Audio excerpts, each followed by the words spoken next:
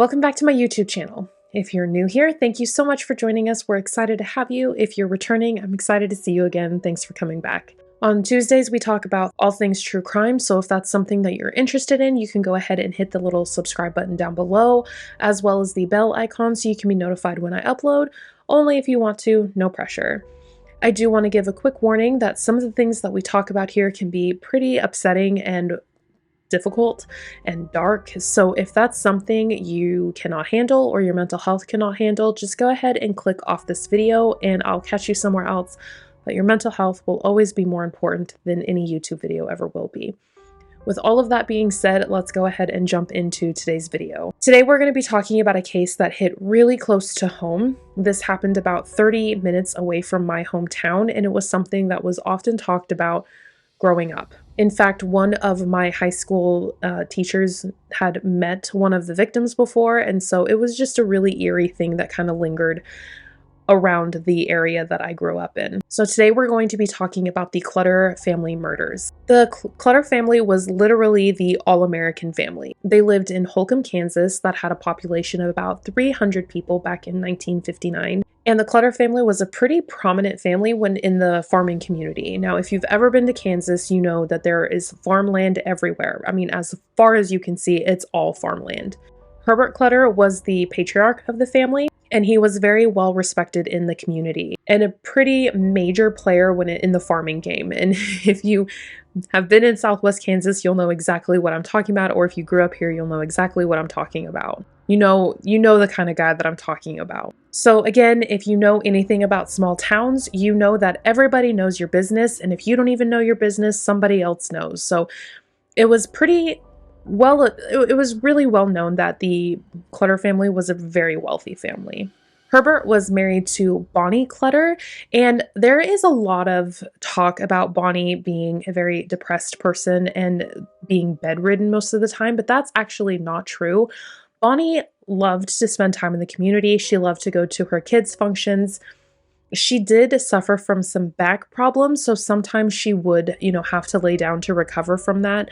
But she was part of the gardening club. Like, she was out there and active in the community, and she was a very good mother, and they were just a good family. Herbert and Bonnie did have 4 children together. Beverly and Eve Ann were actually adults at this point. They had grown up and moved on to get married or go to college. So they were out of the house when all of this happened. That left Nancy, who was 16, and Canyon, who was just 15 years old. Nancy was a very liked girl. She was very popular in school. She was the class president. She was just the kind of girl that everyone wants to be or everyone wants to be with.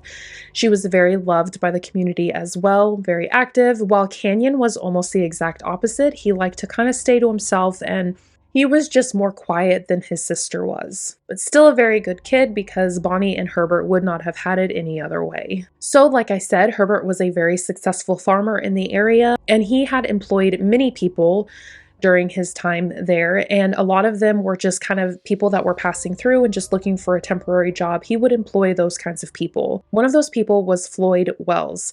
Floyd had worked for Herbert some time ago before moving on to something different, and he was actually arrested for stealing a car and escaping another jail. While he was incarcerated at the Kansas State Prison that was 300 miles away from Holcomb, he had a cellmate named Richard Hickok. He and Richard became friends and they started talking, and he told Richard about the Clutter family and Herbert Clutter having a lot of money.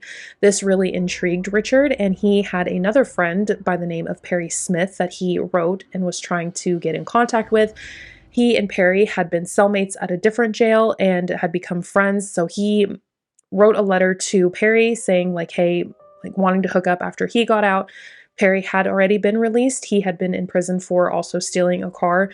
And so he had been released and was out. And so Richard sent him a letter while he was still in prison. And after Richard was released in November of 1959, they decided to get together and make a plan to go rob the Clutter family. Floyd Wells had told Richard that Herbert kept a safe in the house that had about $10,000 in it, which would equal to about $102,000 in today's money.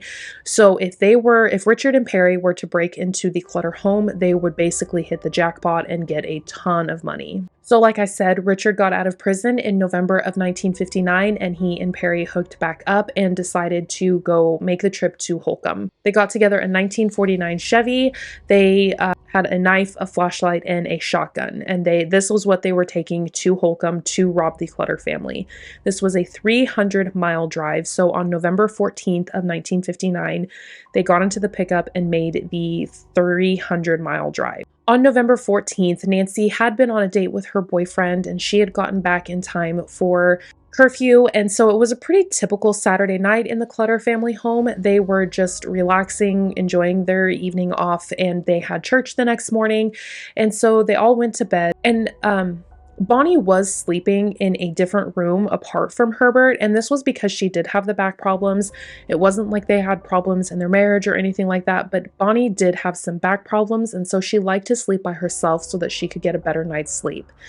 After Richard and Perry knew that everyone was asleep, they broke into the home and woke Herbert up looking for the safe. They were questioning him, where's the safe? Herbert didn't know anything about the safe, and he told Richard and Perry that he didn't have a safe. He had no clue what they were talking about. He offered them $50 of cash that he did have in his wallet from a check that he had cashed prior, but this wasn't good enough. $50 in that time was about $500 in today's money, so it wasn't like he was offering them nothing piddly, like he was offering them a good amount of money to just leave him and his family alone. But they were not satisfied with this, so they woke up the rest of the family, and they put Canyon, Nancy, and Bonnie into the bathroom while they took Herbert to his office and were still questioning him about the safe. Herbert continued. He didn't know anything about the safe. He didn't know what they were talking about. So when they were unable to find the safe after searching his office, searching around the house, they were unable to find the safe. They took the Canyon, Nancy, and Bonnie out of the bathroom, and that's when they took Bonnie up to her room and they tied her hands in front of her, gagged her, and then tucked her back into bed. They took Nancy up into her room, tied her hands behind her back. They didn't gag Nancy though, but they put her in her bed. And that's when they took Canyon and Herbert down into the basement. And at first, they were going to hang Canyon or Herbert. I saw there were some variations of the two. I don't know which one, but they thought better of it either way. They cut whoever it was that they were trying to hang down. And then they tied up Canyon and gagged him and put him on the couch that was in the next room over, still in the basement, and stuffed a pillow under him, trying to make him more comfortable. And then they tied up Herbert as well and gagged him and threw him onto a box spring that was down in the basement. They then went back upstairs and started searching again for the safe, but they were not able to find it because there was no safe. There was no safe in this house. So after a while, I guess they were finally convinced that there was no safe.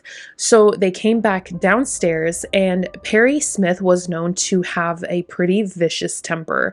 He was known to kind of fly off in fits of rage. And so he was so angry by the fact that there was no safe, he slit the throat of Herbert Clutter and then shot him. They had agreed that they would leave no witnesses, but this was pretty violent. After they shot and killed Herbert Clutter, they went and did the same thing to Canyon.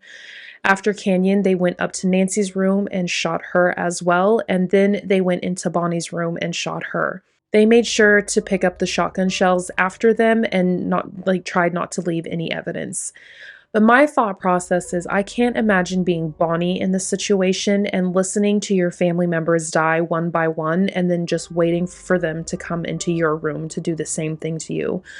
Just think about how terrified Bonnie must have been. Richard and Perry fled the house after this, and they took away what they had gotten. They had gotten the $50 from Herbert, and they also took a pair of binoculars that had belonged to Herbert, and they also took a transistor radio that had belonged to Canyon. This happened on a Saturday night, like I said, and it was the next morning that one of Nancy's best friends came to the house and she discovered the scene.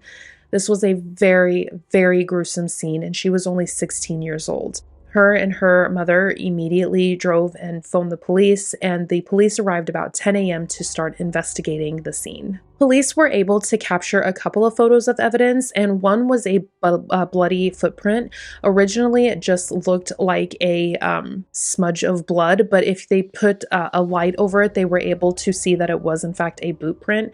And they were also able to pick up a truck tire track and use that as evidence. But really, other than that, there was not a whole lot of evidence at the scene. But you also have to remember that this is 1959, and so the technology that we have today wasn't available to them like it is today. So it didn't take long for the Kansas Bureau of Investigation to get involved, and that's when Alvin Dewey got involved. He was actually friends with Herbert Clutter. They had gotten to know each other, both being a part of that community, and he was searching for the person that had murdered his friend. He quickly got together a task force, and they worked nonstop on this case. The only time they stopped was to attend the funerals of Bonnie, Herbert, Nancy, and Canyon, and the funerals were held at the church in Garden City, which is only it's just a couple of miles away. But after the funeral was over, they got right back to work, and they were interviewing absolutely everybody they could. They were interviewing previous employees of Herbert. They interviewed Bonnie's doctor, Nancy and Canyon's friends. Like, they were interviewing absolutely everybody they could get their hands on that had been in contact with the Clutter family. They also offered a $1,000 reward, which is about $10,000 in today's money, but nothing was really panning out. They weren't finding any leads at all. They even asked some of Bonnie and Herbert's friends to come look at the house to see if anything was missing, and they noticed that the house wasn't necessarily ransacked, but they were able to find the transistor radio missing, and also Herbert's binoculars were missing. But what's strange is all of Bonnie's jewelry was still in the house, and this really makes me wonder about Richard and Perry. Like, why did they take the binoculars and the transistor radio, but none of Bonnie's jewelry, which would have been worth something? So there were no solid leads in the case until Christmas Day of the same year, 1959, and that's when Floyd Wells, do you remember him? Richard Hickok's cellmate, he came forward and gave police the information that he had told Richard about the Clutter family. He said that he would testify if he could get the reward money and if he could also have an early release date. Floyd told the investigators that he had told Richard Perry about the Clutter family, and that Richard had then wanted to go rob Herbert Clutter. But by the time investigators found out about Richard and Perry, they had been all over the country, and they had even been into Mexico. After they left the Clutter family home, they went to Kansas City, where they were writing a whole bunch of hot checks.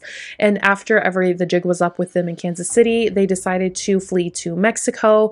And from Mexico, they went to California, to Nevada, to Nebraska, back to Kansas City, to Florida. I mean, they were all over the place. They were just making a huge mess of things. They had pawned off the binoculars that they had taken from the Clutter home, and they had also pawned off the transistor radio that they had stolen from the home. And when investigators were finally able to catch up to them, they were in Las Vegas. So on December 30th of 1959, police were able to capture them. And they caught them at the post office because Richard and Perry had tried to mail something to themselves from Mexico. So they were able to catch them with that. In the package that they had sent to themselves, investigators were able to find the boots that had made the boot print, the bloody boot print that was found in the house. From there, they were extradited back to Garden City, and they were questioned separately. Both of them confessed to the murders.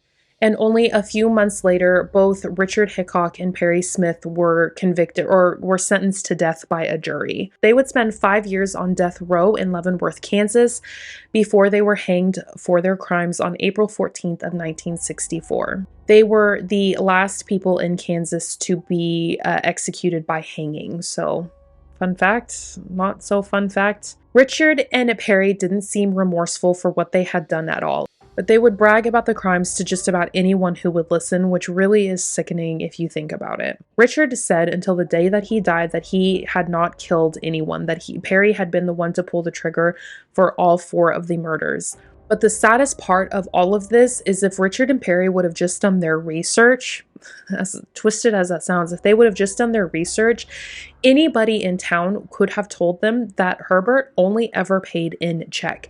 He very rarely used cash to pay for anything, and it was very rare for him to have cash on him.